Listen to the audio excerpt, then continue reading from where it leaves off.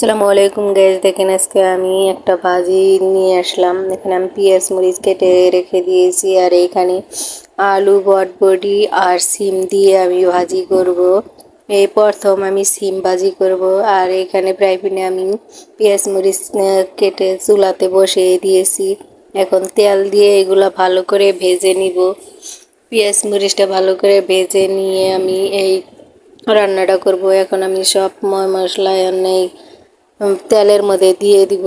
তেলের মধ্যে কিছুক্ষণ ভেজে নিব আমি এই মশলাগুলো দিয়ে। তারপরে কেটে রাখা সবজিগুলো আমি এখন চুলাতে দিয়ে দিব। দেখেন এইভাবে ভালোভাবে আমি মিশিয়ে নিব। মিশিয়ে নেওয়ার পরে আমি ঢাকনা দিয়ে ঢেকে রেখে দিব কিছুক্ষণের জন্যে।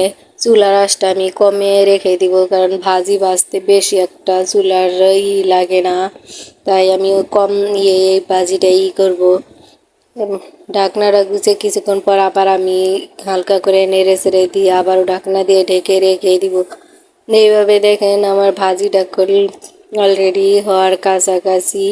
চুলার আঁচটা যত কমায় রাখবেন তত ভালো। ভাজি ভাজতে গেলে অনেক সময় লাগে, কারণ বেশি বেশি আগুন থাকলে ভাজিটা কড়াইয়ের তলাতে লেগে যায়। এই কারণে অল্প আছে ভাজিটা ভাজা লাগে। আর আমি সিমগুলো একবারে কেটে কুচি কুচি করি নেই, যাতে মাঝখানে দুইটি করে পাল্টা করে আমি এই সিমগুলো ভাজি করতে আসি।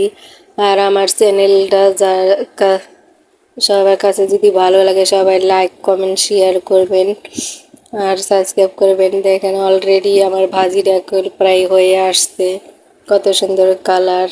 আপনারা আমার চ্যানেলটা সাবস্ক্রাইব করবেন, যাতে আপনাদেরকে আমি প্রতিদিন একটা একটা করে রান্নার ভিডিও দিতে পারি। ভালো থাকবেন, সুস্থ থাকবেন। আজকের মতো আমার রান্নার রেসিপিটা এই পর্যন্ত। আল্লাহ হাফেজ।